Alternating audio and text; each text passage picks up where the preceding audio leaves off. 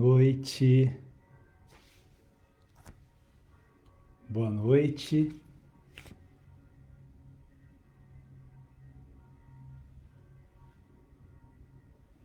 Boa noite, pessoal do Face. Eu tô só arrumando o Insta aqui. Boa noite. Boa noite. Sejam bem-vindos. Estão ouvindo o sino da igreja? Hoje é domingo. Geralmente a gente não faz aqui o nosso curso de filosofia aos domingos, mas essa semana a gente vai fazer hoje e amanhã. E aí eu aproveitei para avisar vocês e estou muito feliz que muita gente entrando tanto no Insta quanto no Face. Sejam muito bem-vindos, muito legal ter vocês aqui. Espero que você tenha tido um bom domingo em família. O de hoje foi lindo aqui em São Paulo, não sei como foi na sua cidade. E hoje a gente vai falar sobre criatividade. Criatividade é um tema muito legal. Nós estamos na aula de número 83, se não me engano, né? 83, criatividade. E amanhã a gente vai falar sobre elegância, 84. O que a gente pode falar sobre criatividade? Lembram quando a gente falou sobre o ser genuíno? O que significa nós sermos únicos e irrepetíveis? Não há duas pessoas iguais umas às outras? Ali já dá uma ideia do que a gente deveria compreender por criatividade. Se os seres humanos são completamente diferentes, nós não deveríamos imaginar uma humanidade em que todas as pessoas fossem iguais. Já é um equívoco querer que um seja igual ao outro. Por isso, muitas vezes, o nosso processo educativo, a gente erra sob o ponto de vista da criatividade. A gente erra. A educação ela vem errando há muito tempo, imaginando que todas as pessoas devam aprender todas as coisas no mesmo tempo e na mesma maneira. A beleza do processo educacional, educação no sentido socrático, né, tirar o que cada um tem de melhor, é ajudar as pessoas a colocarem para fora aquilo que há dentro delas, completamente diferente do que outras pessoas vão colocar para fora. Que aí vem o fenômeno da singularidade. Vejam como esses erros acontecem contra a criatividade. Muitas vezes, não por maldade do professor, mas pela maneira com que isso foi se desenvolvendo, uma criança vai numa escola e desenha um sapo lá, né? Estão pintando o sapo e pintam um sapo vermelho. Aliás, tem sapo vermelho, mas imagina que a professora ou o professor não saiba que existe aquele sapo vermelho. Ela diz, está errado, faz o sapo de verde. E você não para um pouquinho para pensar, mas por que aquela criança que viu tantos sapos verdes, de repente pintou um sapo de vermelho? O que acontece na casa dela, com a irmã dela ou com ela, que ela tente colocar naquele sapo vermelho?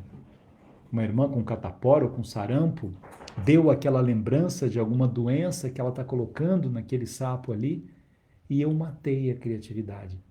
Porque eu queria que ela pintasse o sapo da mesma maneira com que as outras crianças estão pintando os sapos.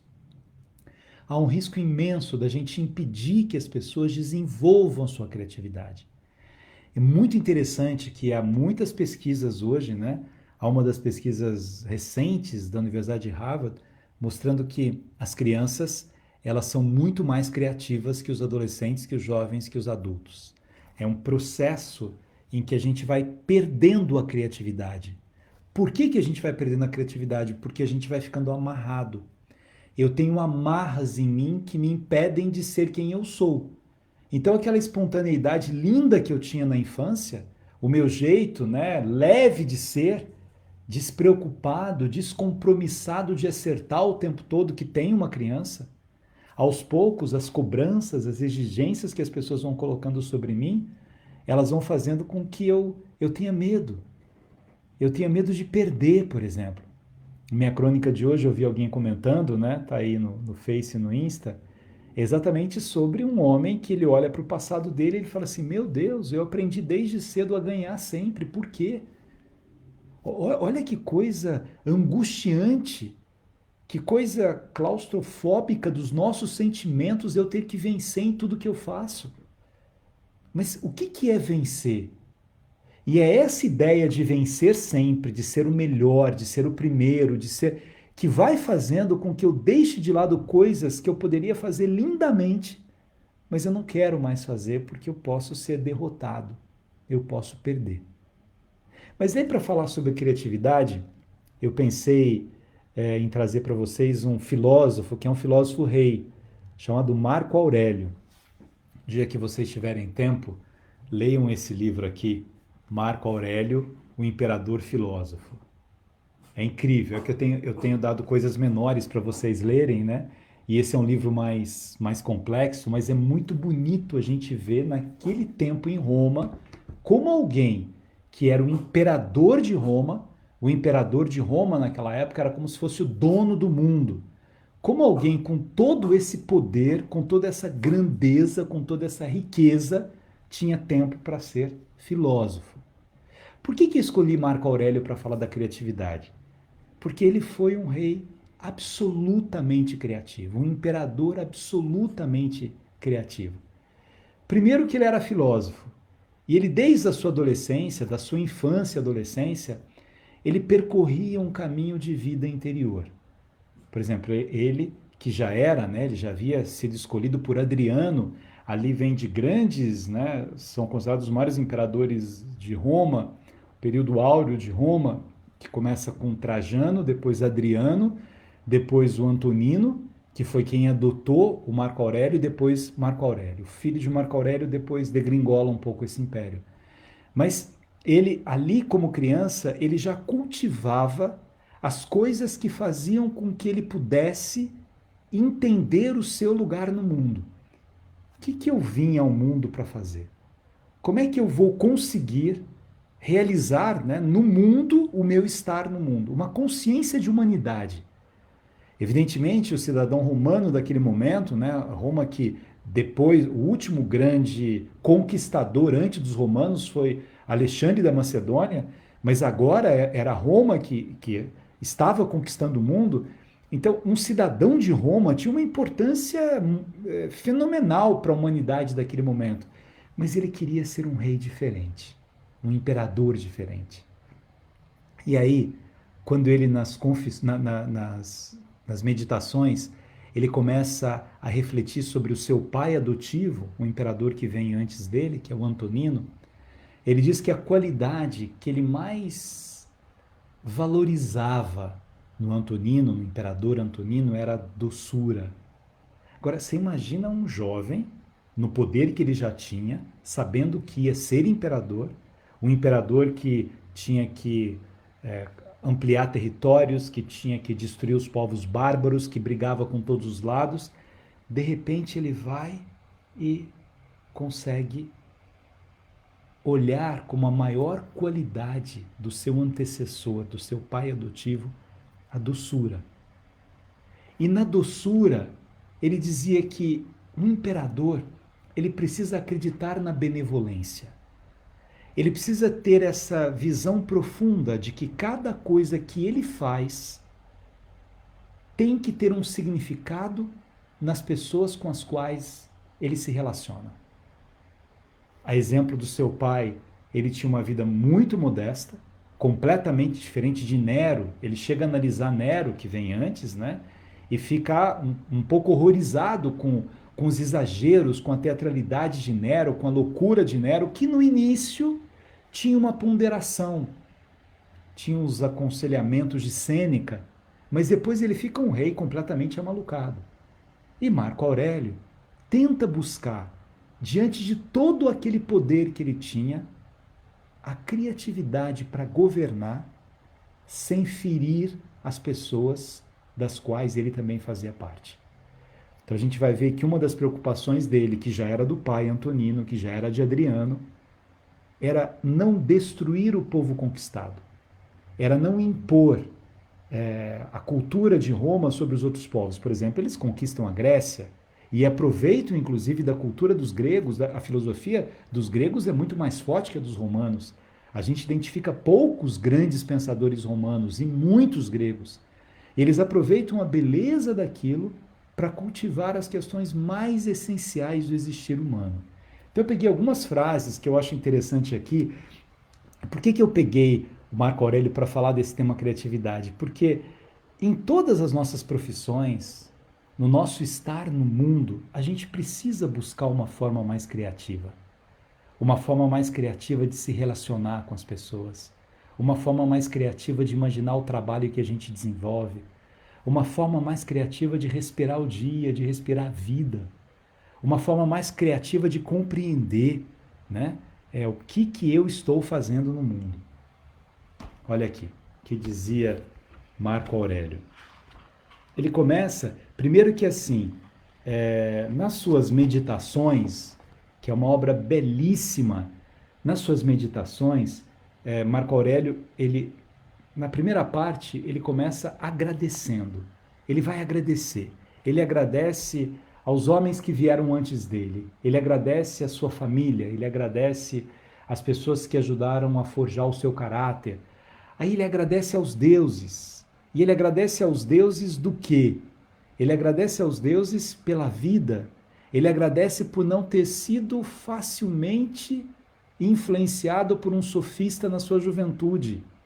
Por quê? Porque o sofista tinha uma vida mais fácil e não era uma vida profunda. Marco Aurélio quer profundidade.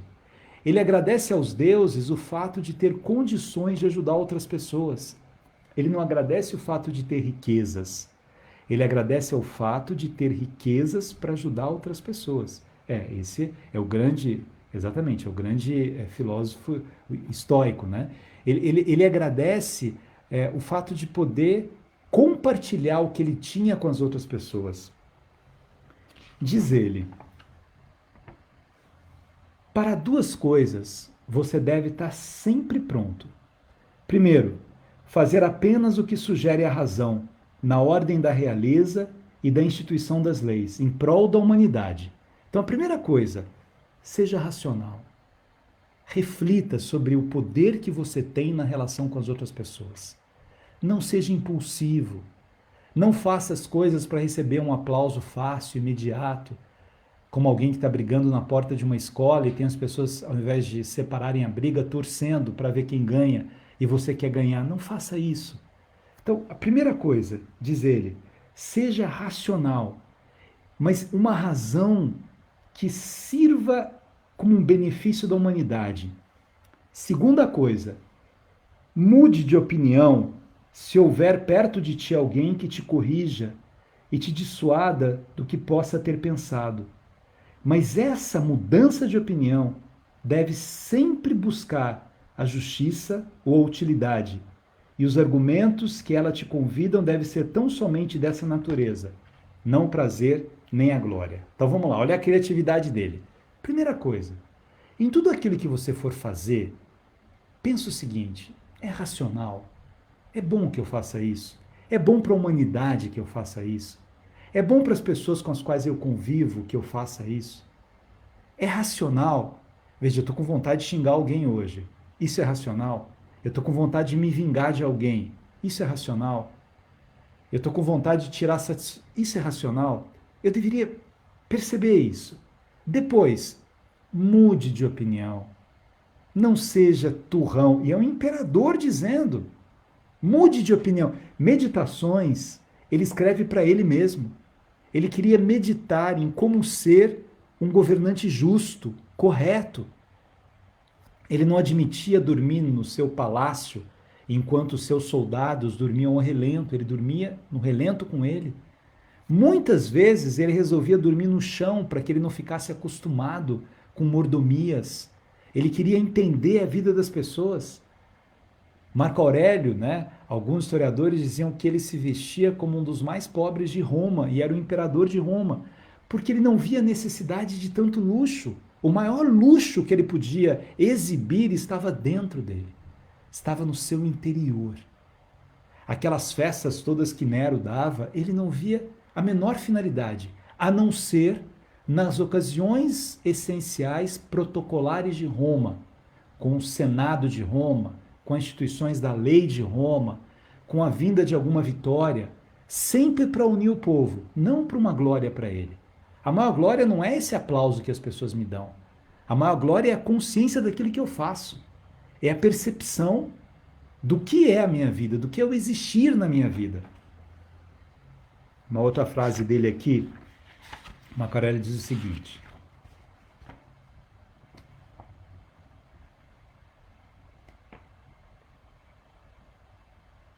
tenha prudência, que essa prudência seja justa, corajosa e sem fraqueza. O rei saberá não obedecer às suas próprias paixões, ao impulso da cólera, por exemplo, a um movimento de cupidez ou orgulho.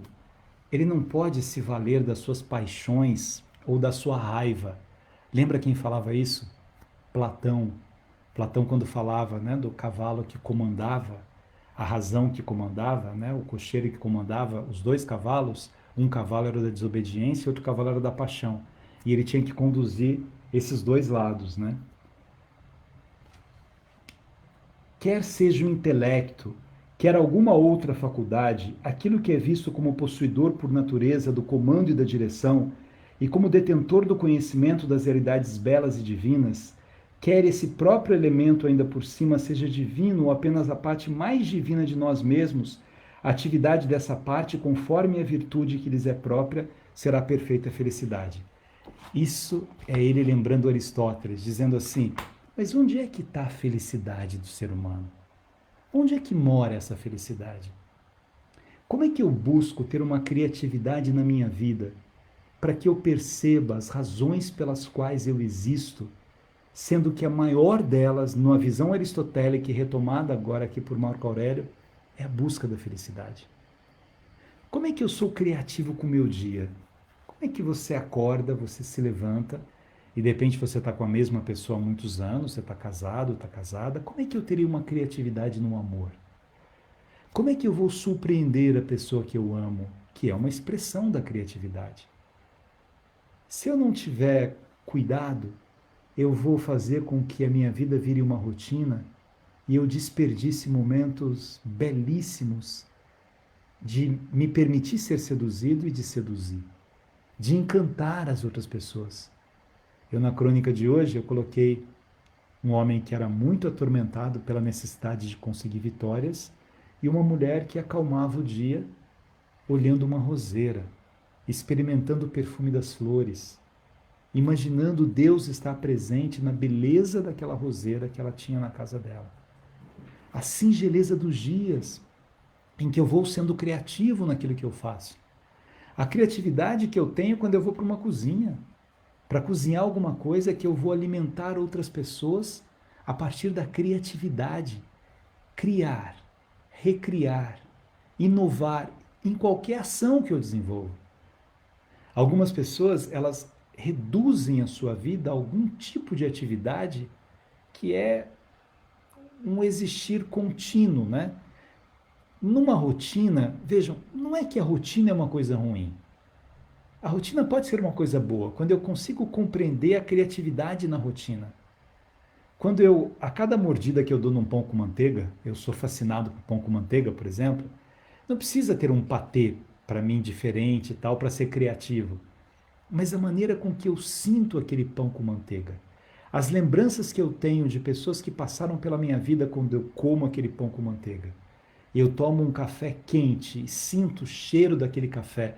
E me lembro em outros lugares que eu já estive tomando café com outras pessoas em outras circunstâncias. Eu transformo aquilo que poderia ser numa coisa burocrática, comer um pão com manteiga e tomar um café, num elemento profundamente criativo da minha alma. Quando eu encontro pessoas que eu encontro sempre, mas cada encontro que eu tenho com essas pessoas, como é que eu posso criar alguma coisa nova para esse encontro? Nós, professores que começamos a dar aula, né, por esses meios tecnológicos, né, durante a pandemia, a gente teve que reinventar a maneira de dar aula.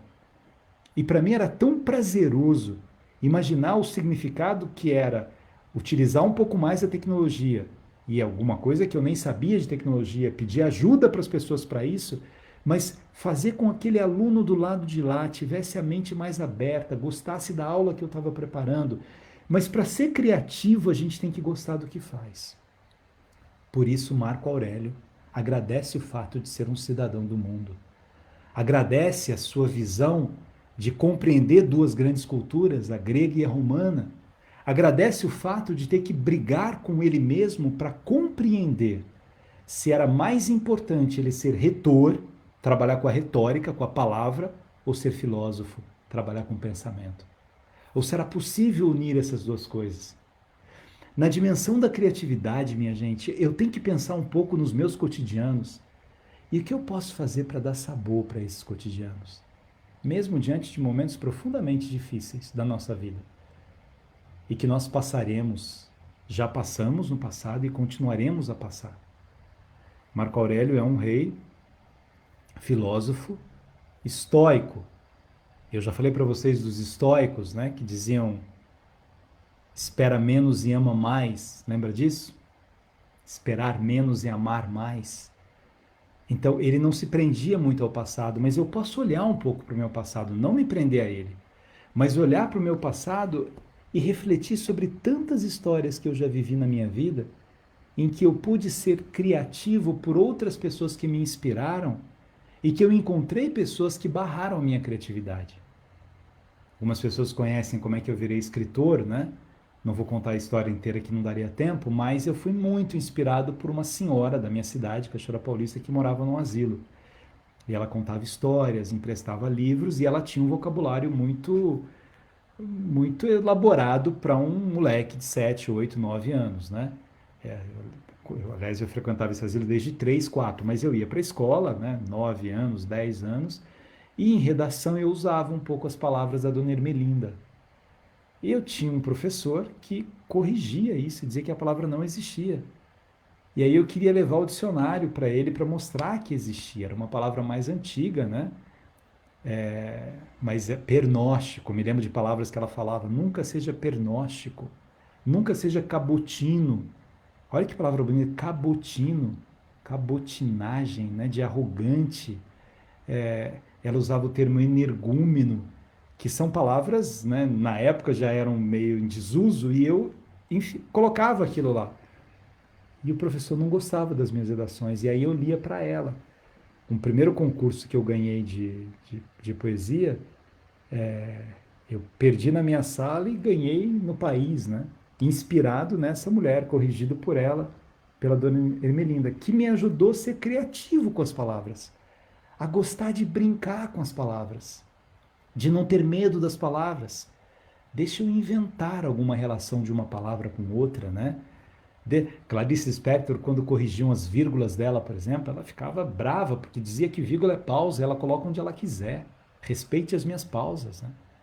Guimarães também teve gente que era implicante com ele, editores, porque Guimarães criava palavras e trazia palavras com outras expressões, com outros sentimentos, né? O dia se ajoelhou diante daquela dor.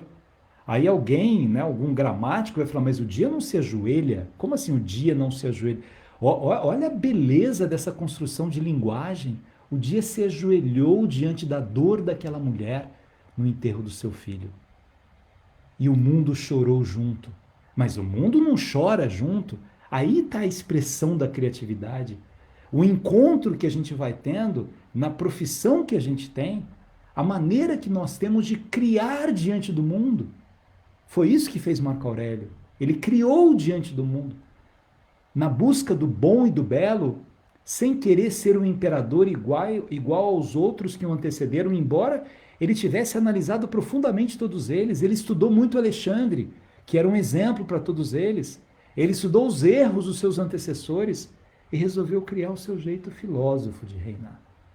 O seu jeito vida interior, o seu jeito cultivador da bondade humana, o seu jeito preocupado em não se adormecer diante das glórias. A gente fica adormecido quando nós temos glórias demais, aplausos demais. O seu jeito de ter uma profundidade com ele mesmo, de não querer agradar as pessoas. Muitas vezes quem governa o mundo, ele precisa compreender que ele não tem que sair agradando as pessoas. Ele compreende um pouco o seu estar no mundo a partir do significado que tem a sua existência, significado que tem o seu existir. Às vezes, minha gente, a gente desperdiça as coisas incríveis na nossa vida quando a gente quer agradar as pessoas só. E por mais que a gente faça, a gente vai acabar não agradando aquelas pessoas, porque elas exigem de nós uma perfeição que nós não temos. Elas exigem de nós uma postura de vida que a gente não tem condições de dar. Já falamos muitas vezes sobre isso, né? Eu estou tão preocupado, né, em adular pessoas, eu estou tão preocupado em receber a simpatia das pessoas o tempo todo, que eu acabo me despreocupando com o que eu tenho de mais importante da minha vida, que é o que eu estou fazendo aqui, que é a pergunta de um estoico. O estoico buscava essa ataraxia, lembra dessa palavra? A gente já explicou numa outra aula. Ataraxia significa não perturbação. Como é que eu não me perturbo, mesmo diante da dor?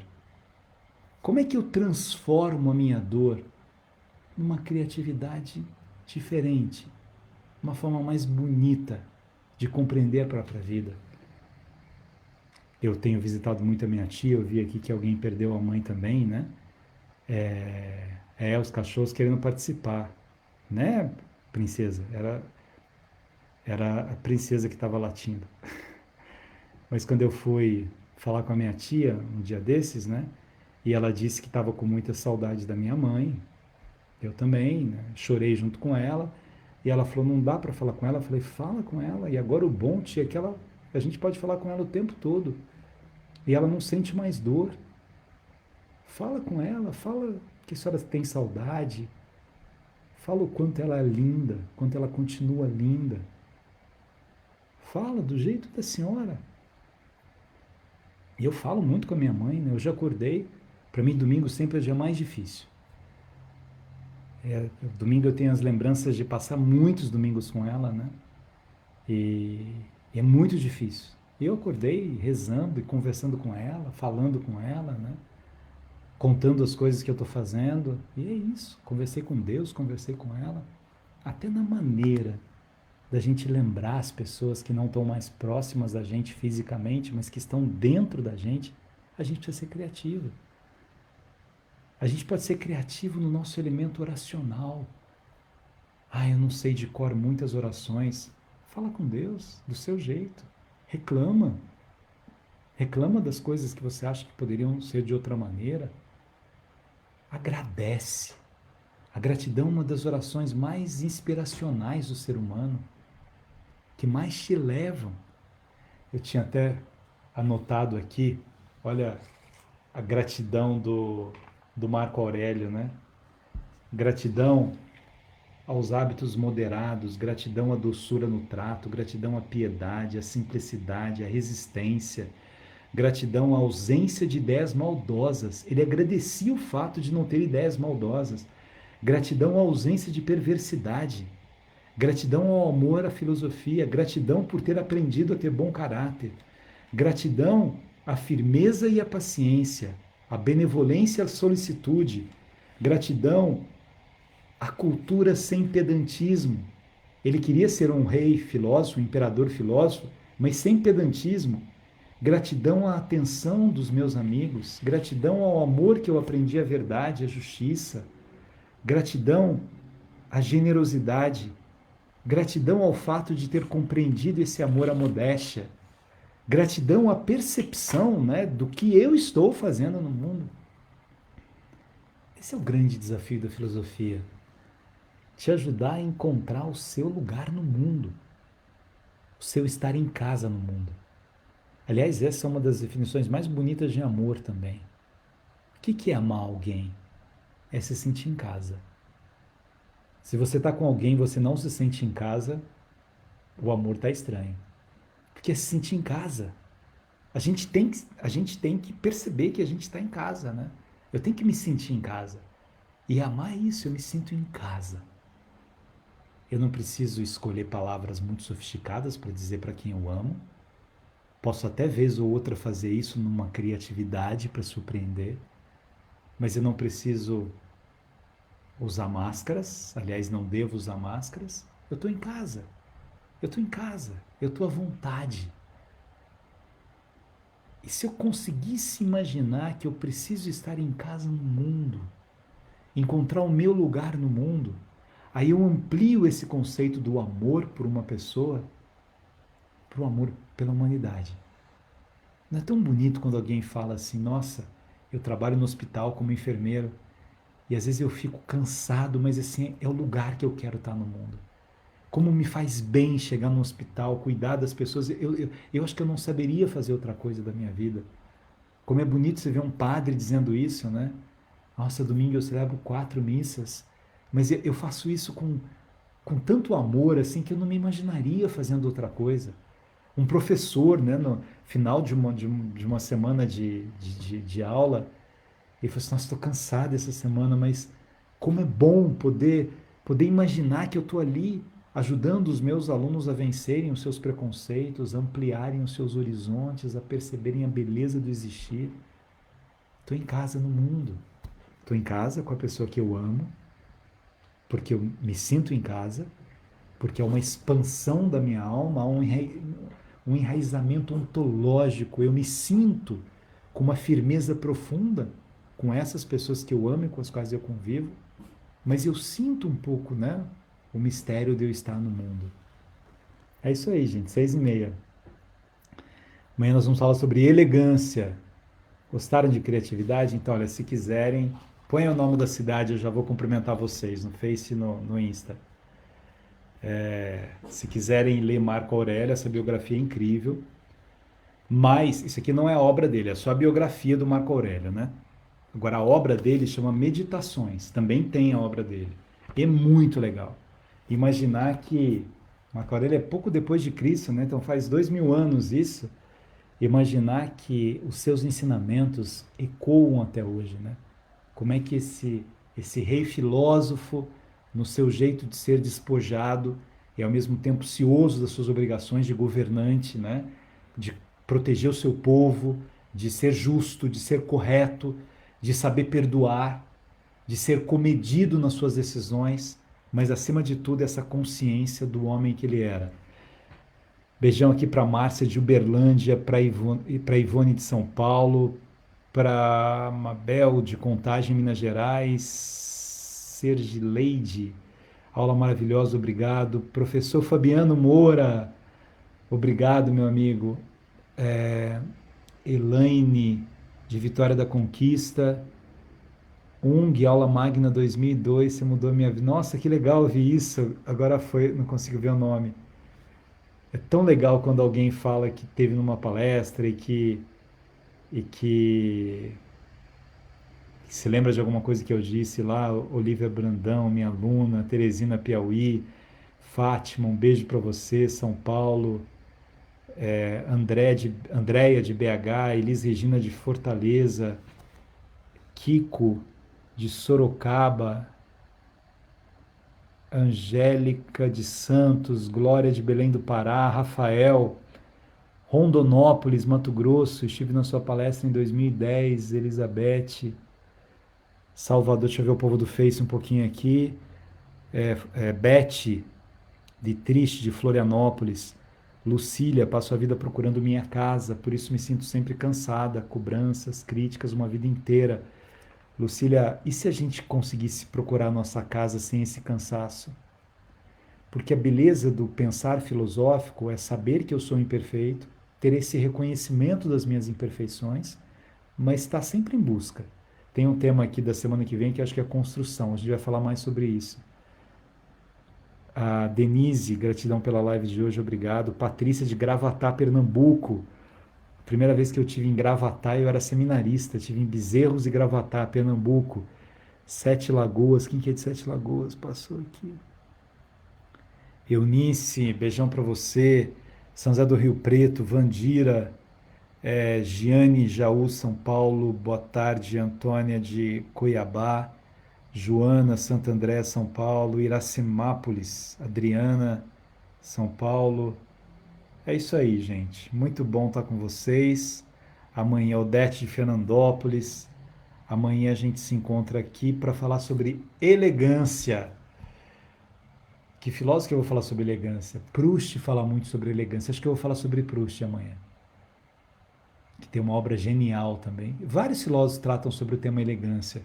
Eu acho que a gente vive um mundo em que a gente deveria cultivar mais a elegância.